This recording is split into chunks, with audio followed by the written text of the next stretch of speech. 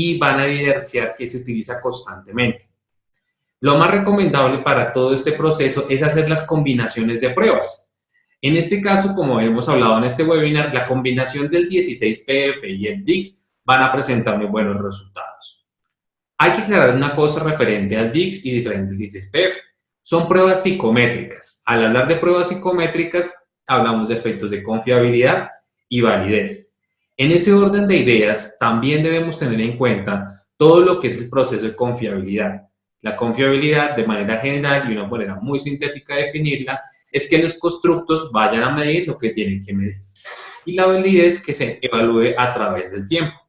En esos órdenes de ideas, la confiabilidad y la validez de las dos pruebas han sido testeadas y baremadas en poblaciones colombianas.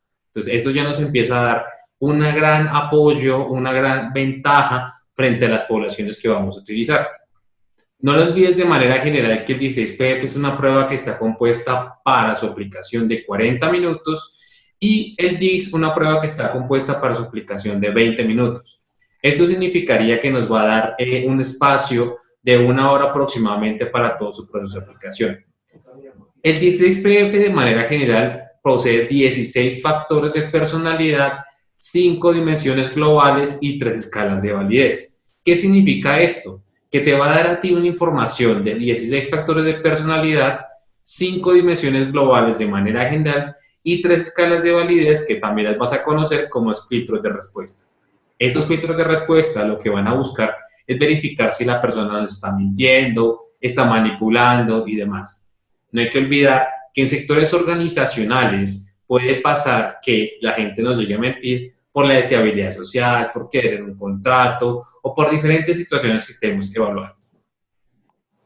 Ahora, en la actualidad, el sistema de calificación de la prueba 16PF se maneja a través del sistema de pines. ¿Qué significa esto? Que al momento de llegar a calificar la prueba, pues tú vas a encontrar de cierta manera que debes comprar un servicio a través de una plataforma, que en este caso es de Adiciones, quienes son los editores principales de esta prueba. Ellos te van a vender a ti lo que es un código y ese código va a tener un número de calificaciones que en este caso van a ser 25. Esas 25 calificaciones nos van a servir para 25 candidatos. Una de las grandes dificultades en los contextos que encontramos en la actualidad es que las empresas, muchas no quieren hacer los procesos de inversión frente a la compra de los pines. ¿Qué podríamos utilizar? En la actualidad, frente al 16PF existen plantillas, pero esas plantillas poseen grandes problemas en términos de confiabilidad. La ventaja de los pines es que tú vas a encontrar que se van a ir actualizando constantemente, mientras que la plantilla es un dato que fue creado en este momento y que permitirá o que traerá problemas al momento de calificar. ¿Qué significa eso? Que un dato puede que en la versión actualizada pueda significar de 6, puede que al utilizar una plantilla pueda significar 4. Esto inicialmente parece que no es un cambio grande, pero hay que tener en cuenta que para pruebas como el 16PF, puntuaciones de 1, 2 y 3 van a ser puntajes bajos, 4, 5, 6 y 7 van a ser puntajes medios y 8, 9 y 10 van a ser altos. ¿Qué significa esto? Que un puntaje de 6 puede volverse promedio o un puntaje de 7 puede ser promedio, pero si ya puntuamos 8 ya va a salir un puntaje alto.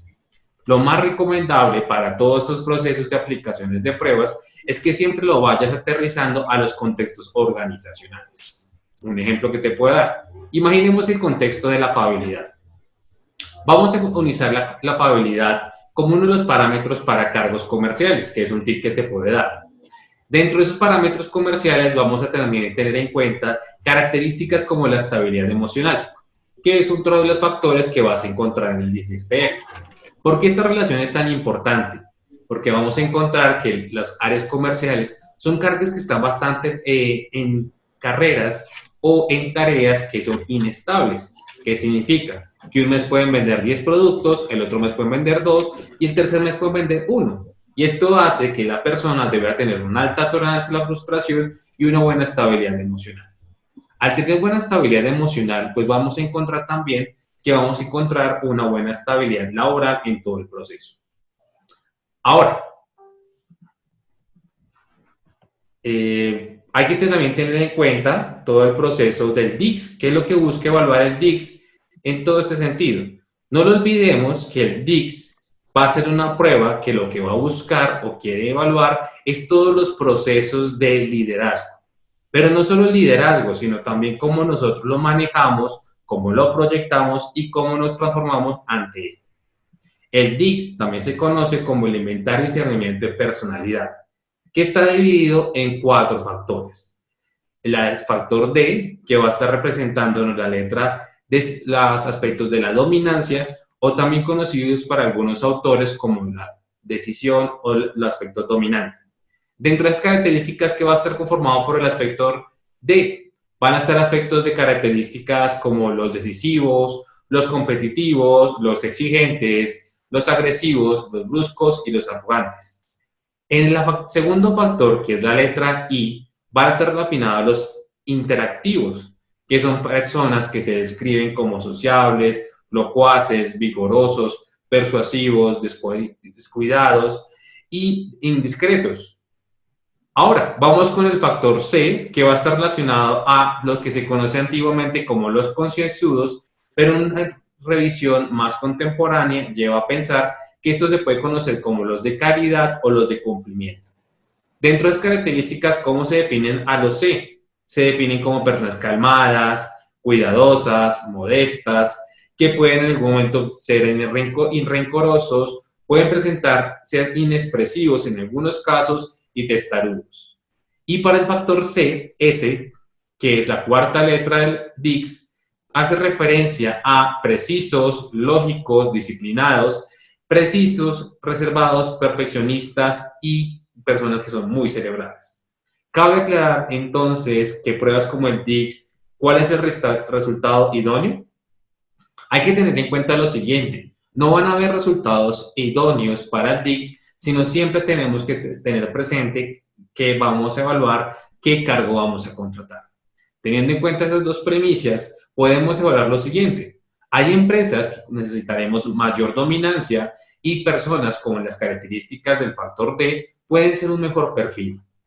En otros casos, empresas que les interese, por ejemplo, la parte jurisprudencia, que les importe mucho la calidad, el detalle, puede que una persona con rasgos de cumplimiento o características de C vaya a encajar muy bien. Ahora, ¿qué pasa con el influyente y el sereno? El influyente es una persona que se le va a facilitar bastante el contacto social, es una persona que puede servirnos en algunos cargos para las relaciones públicas, la representación de las empresas, y esto va a ser de vital importancia para algunos cargos. Y por otro lado, encontramos los cargos S, que van a ser algunas personas que van a presentar características de ser muy estables, de ser bastante reservados, perfeccionistas y todo el proceso. En ese orden de ideas, es súper importante que tengamos en cuenta que cada empresa puede presentar también una cultura organizacional. Dependiendo de la cultura organizacional de nuestras empresas, también debemos definir qué tipo de líderes vamos a contratar.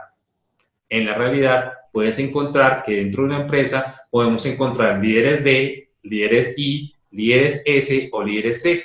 Pero ¿qué pasa cuando llegan a chocar? Muchas veces cuando llegan a chocar dos tipos de líderes, vamos a presentar lo que es de alguna otra manera, lo que es un conflicto en temas de liderazgo, conflictos también en equipo, conflictos también en la parte de empoderamientos o un conflicto de egos de título personal.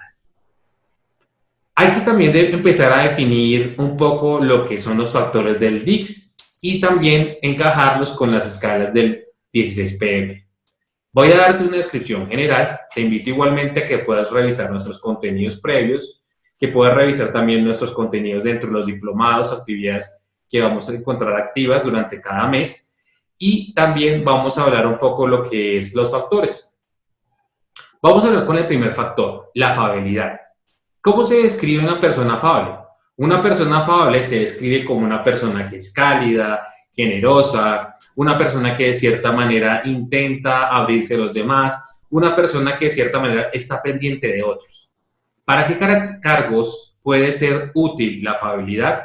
Como te venía diciendo anteriormente, cargos en relación al servicio al cliente, es muy importante que tengamos o a mayor sea el rango dentro de la empresa, la afabilidad puede estar muy presente. Sin embargo, muchas veces, tanta afabilidad para algunos cargos también puede ser negativa. Dentro del 16PF se define que cada factor posee un polo tanto positivo como negativo. Esto es lo que nos lleva a interpretar que puntajes negativos en el 16PF también nos va a dar la interpretación y puntajes puntajes altos también nos da otro resultado o otra interpretación de la prueba. Pero hay un gran problema con el 16PF. Hay un fenómeno que se describe como la cristalización, que muchas veces de las escalas o factores principales, en su mayoría, algunas van a presentar puntajes medios. Y si das cuenta de lo que hemos hablado, características como la afabilidad en puntajes medios puede que para algunos cargos pueda ser positivo, pero para otros necesitamos que sea muy alto o muy bajo. Vamos con el factor B. El factor B va a estar relacionado con el pensamiento concreto.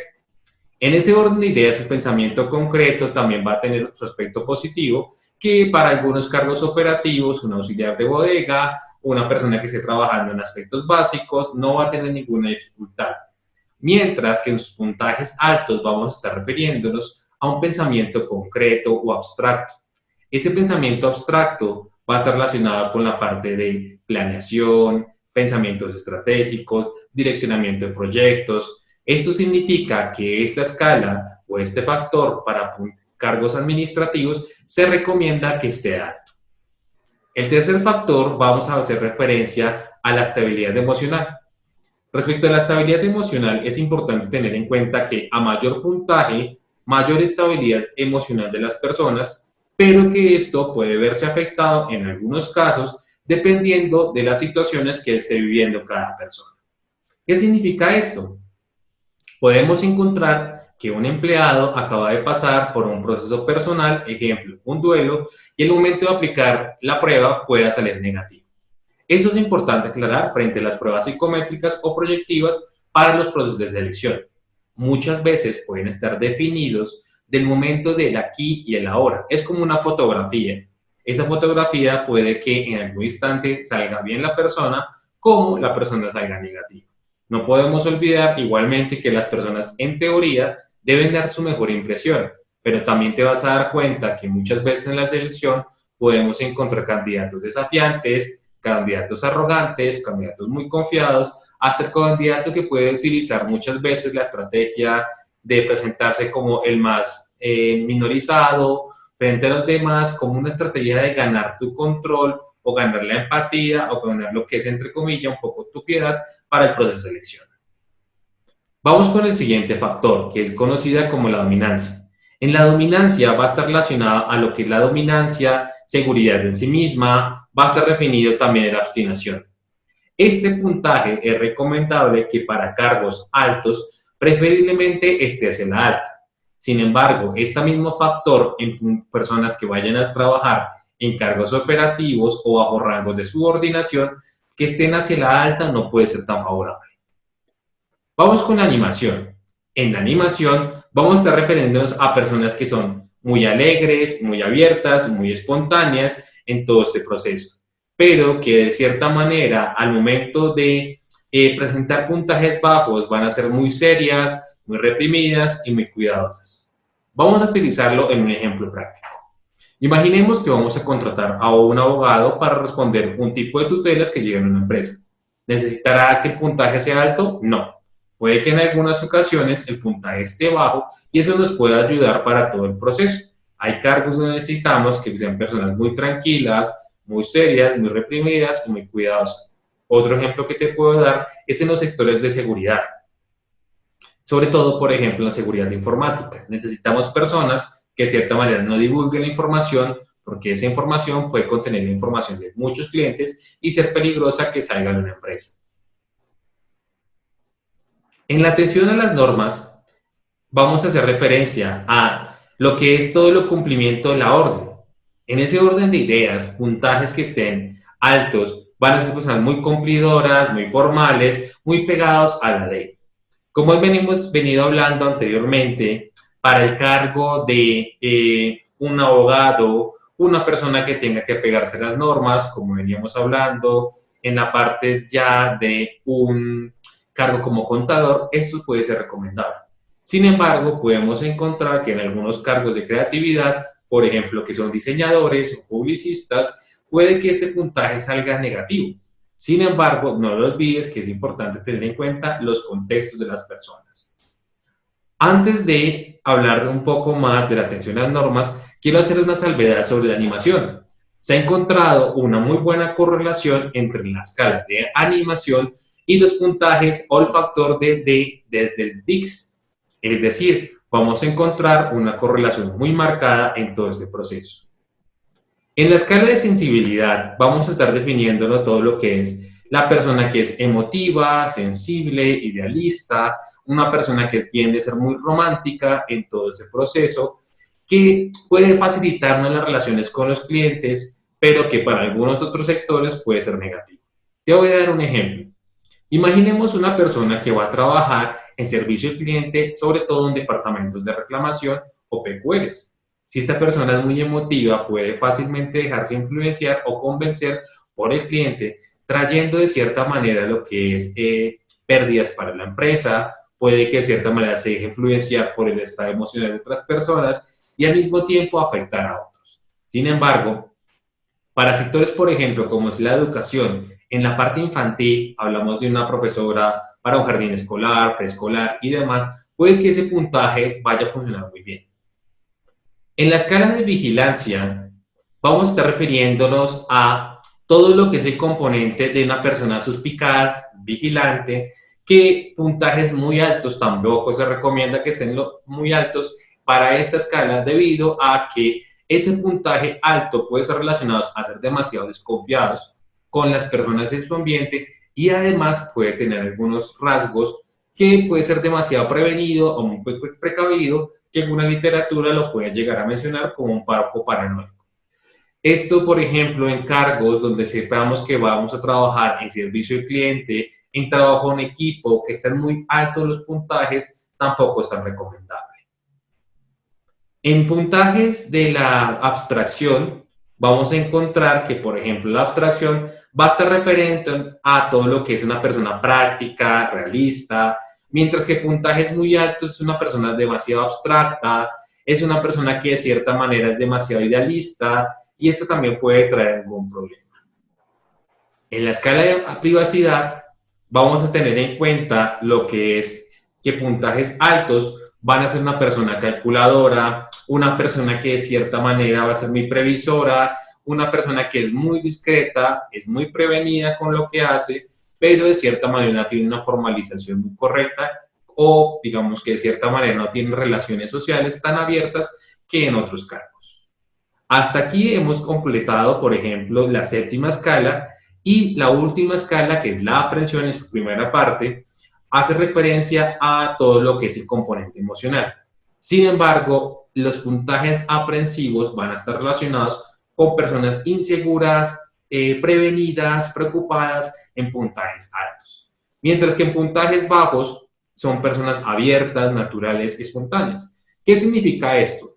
Que, por ejemplo, que puntajes negativos en este factor no va a ser tanto problema. Al contrario, esperaríamos que la mayoría de las escalas o de los candidatos tiendan a ser más a la baja. Sin embargo, como te vengo diciendo, puede que en algunos casos o algunos candidatos o cargos, como ejemplo seguridad, sea importante que sea en negativo.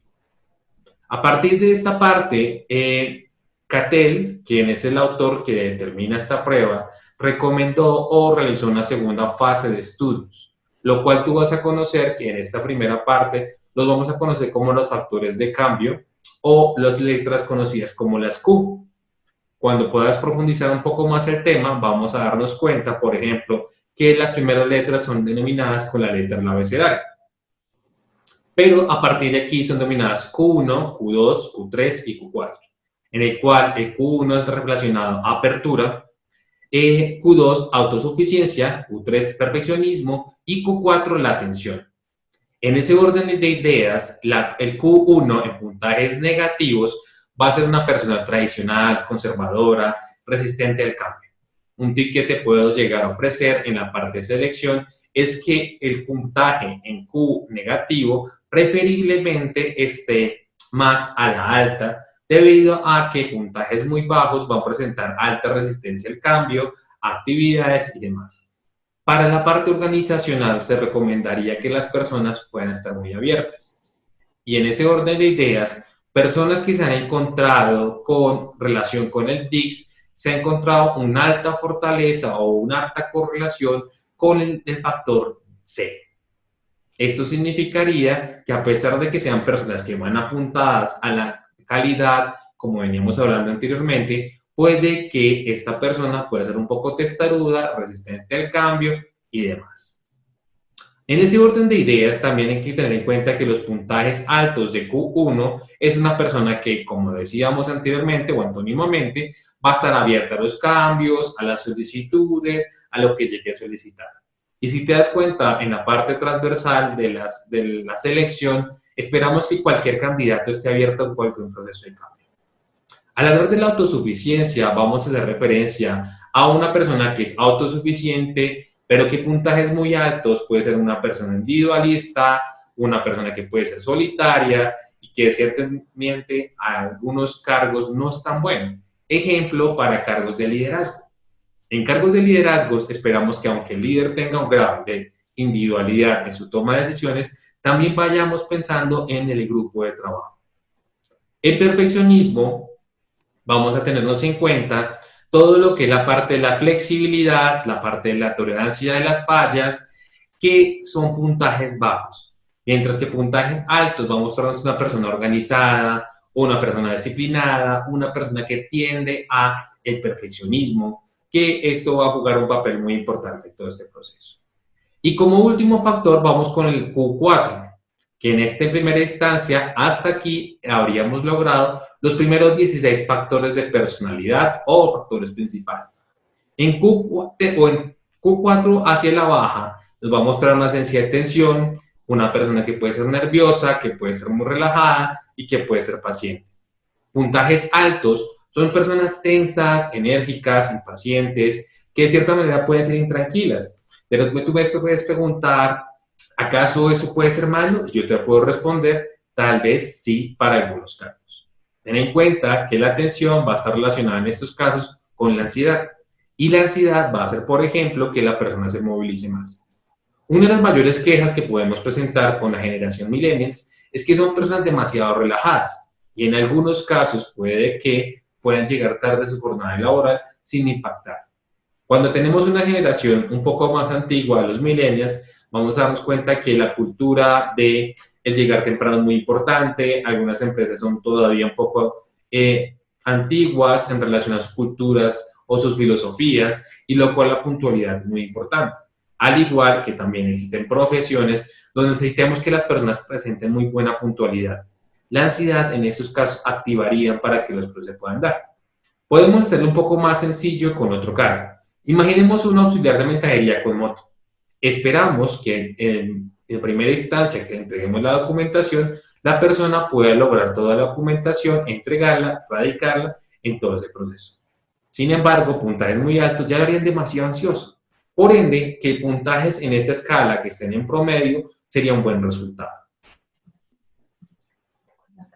Quiero dejar un momento el micrófono abierto. No sé si las personas que nos están escuchando por Facebook Live o por Zoom en estos momentos tienen alguna pregunta referente a la prueba. Nos Hola, comenta Fernando. María Alejandra. Sí, ¿cómo estás? Buenas tardes, buenas noches, María Alejandra. Nos comentas tu pregunta. ¿Nos podrías Sí, explicar qué significa el IM y el percentil? Claro que sí. sí. Ten en cuenta, como hablábamos inicialmente, las pruebas psicométricas están diseñadas en términos cuantitativos. Las escalas están diseñadas usualmente en dos: A, rango de decatipos, o B, rango de percentiles o centiles. Cuando inicialmente las pruebas se crearon, fueron realizadas de manera manual. ¿Qué significaba esto? Tenías que sacar los resultados a través de fórmulas y luego convertirlos a una puntuación S o puntuación estándar. Y esa se transformaba en un decatipo. ¿Qué significa esto? Que el percentil es una escala de medición que va desde, como dice su nombre, de 0 a 100. Percentil etiológicamente viene de la palabra porcentaje. Entonces tú vas a encontrar de 0 a 100. Para el 16PF, por ejemplo, está establecido es en decatipos. Entonces vamos a encontrar puntajes de 1, 2, 3, 4, 5, 6, 7, 8, 9 y 10. Pero en otras pruebas, por ejemplo, más adelante vas a darte cuenta, María Alejandra, que vamos a ver pruebas que están definidas en centiles o algunas pruebas, dependiendo del país donde se aplique, ejemplo, contextos europeos prefieren decatipos, mientras que los americanos prefieren contextos más de percentiles, pero pueden ser una misma escala. Respecto a tu pregunta del IM, el IM va a estar referente a la siguiente escala o dentro de las escalas que hace referencia a la manipulación de la imagen. Esta escala pertenece a la familia de los filtros de respuesta. Dentro de filtros de respuesta vamos a presentar 3 escalas: manipulación de la imagen, aquiescencia y infrecuencia. La escala usualmente de aquiescencia y infrecuencia las vamos a encontrar muchas veces en su versión completamente desde el sistema Pines. En las versiones usualmente de plantillas de Excel solo se encuentra la escala IM, que hace referencia a manipulación de la imagen. Puntajes altos en la manipulación de la imagen te van a significar, por ejemplo, que puntajes de 8, 9 y 10, la persona se está sobreestimando.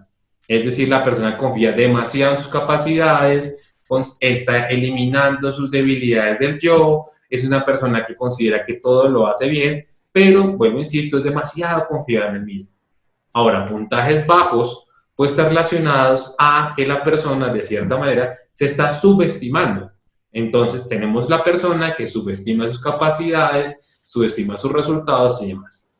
Un tip que te puedo ofrecer es que para candidatos que son administrativos, cargos directores, coordinadores, subdirectores, es recomendable que tengan una tendencia a la alta. Hablamos de un puntaje 7, 8. Pero digamos que lo no recomendable sería que sean puntajes de 9 o 10, porque ya estarían subestimando sus errores.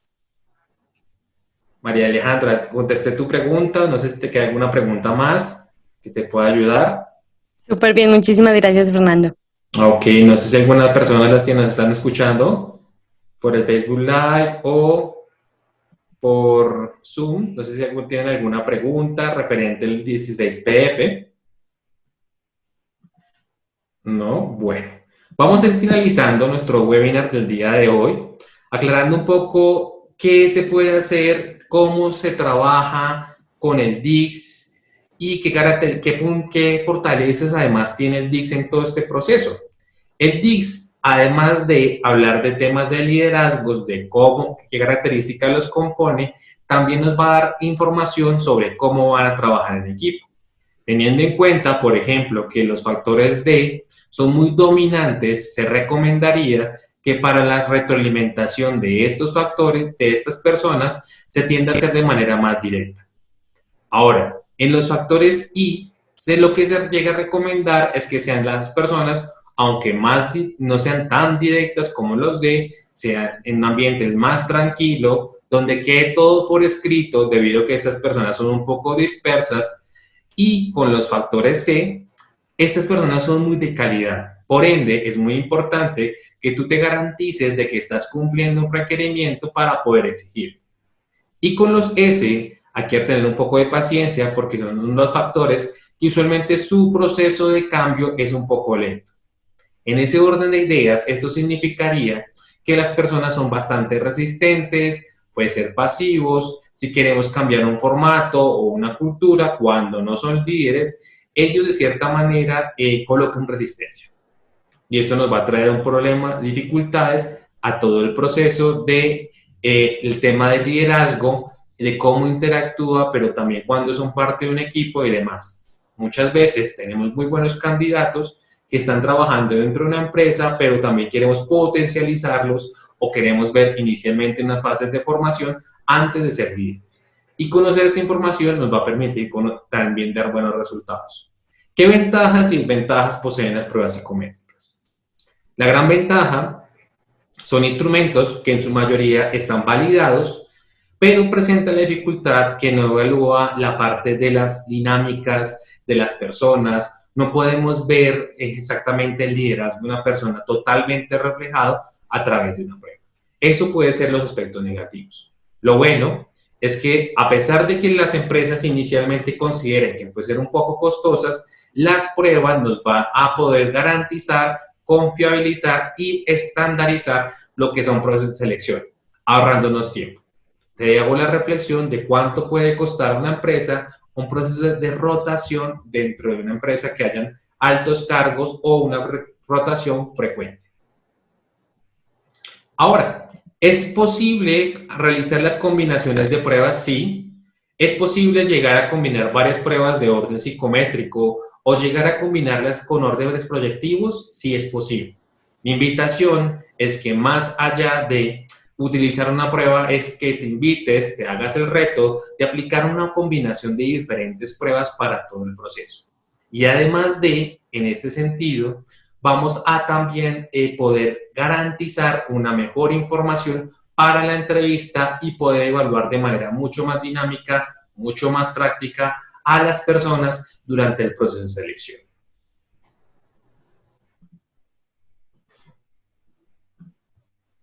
Diany me pregunta, Fernando, ¿podemos decir que el DICS es recomendable para trabajarlo acompañado con el 16PF? Sí, Diany, es unas dos pruebas muy importantes que se pueden utilizar. Sobre todo, mi recomendación sería para cargos medios. Para cargos medios, debido a que el DICS me estaría evaluando temas de liderazgo y por otro lado me estaría dando características de personalidad que también van ancladas. No lo olvides que el DICS también nos va a dar información de tres características, desde cómo me veo como líder, cómo me comporto con los demás como líder y cómo me han retroalimentado. Teniendo en cuenta esta información de cómo me han retroalimentado y teniendo en cuenta la información también de cómo me comporto ante una retroalimentación, estas dos informaciones te pueden ser de vital importancia para hacer previsiones si ese trabajador puede llegar a presentar inconvenientes, dificultades con sus subalternos o con sus superiores. En el caso, por ejemplo, que sea un director, es de vital importancia también monitorearlo desde la selección para evitar que ocurran inconvenientes. No sé si tengan alguna pregunta más, las personas que nos están acompañando en estos momentos, que les pueda ayudar referente a las combinaciones de las pruebas. Bueno, inicialmente quiero empezar a dar la despedida a este pequeño webinar. Inicialmente es un espacio corto, pero no se preocupen, van a haber muchos más espacios que vamos a ir complementando. Les invito a que por favor revisen los contenidos. Vamos a montar en breve, apenas terminemos la transmisión, un archivo desde nuestro Facebook, desde la página del fanpage que contamos, para que ustedes puedan complementar la presentación que estamos teniendo en este momento, con alguna de la información, con algunos tips de manera general, con algunas descripciones más de los descriptores que hemos hablado referente al DICS y al 16PF. La invitación que les hago en estos momentos es que sigan realizando procesos de selección, cada vez vayamos tecnificándonos, mejorando los instrumentos psicométricos, pero sin olvidar, sobre todo, de no dejar de humanizar la selección. Es muy importante que la humanización de la selección ayude a mejorar el rapport, a mejorar los procesos de entrevista y demás. Muchas veces ocurre que las personas no presentan su mejor actitud debido a que no hubo un buen reclutador o no hubo una buena conexión o no hubo una buena empatía en todo ese sentido. Y esto se refleja en malos procesos de selección o altos niveles de rotación que podemos presentar en algunas compañías.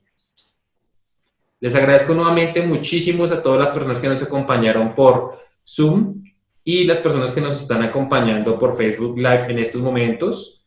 Vamos a dar terminada el webinar de hoy. Los esperaremos la próxima sesión que vamos a hablar el miércoles de 6 de la tarde nuevamente, nos vamos a conectar y en este caso vamos a estar hablando un poco del bienestar laboral. Y en ese ámbito del bienestar laboral, algunos tips te daré, algunas generalidades de cómo se puede llegar a aplicar en la actualidad y sobre todo en situaciones como las que estamos viviendo, que es importante que recursos humanos nos demos a conocer, utilicemos las tecnologías que hay en la actualidad para poder mejorar los procesos. No siendo más, les deseo una muy buena noche a todas las personas que nos acompañaron y que descansen y no olviden cuidar a sus familias y cuidar de ustedes. Hasta luego. Gracias. Hasta luego.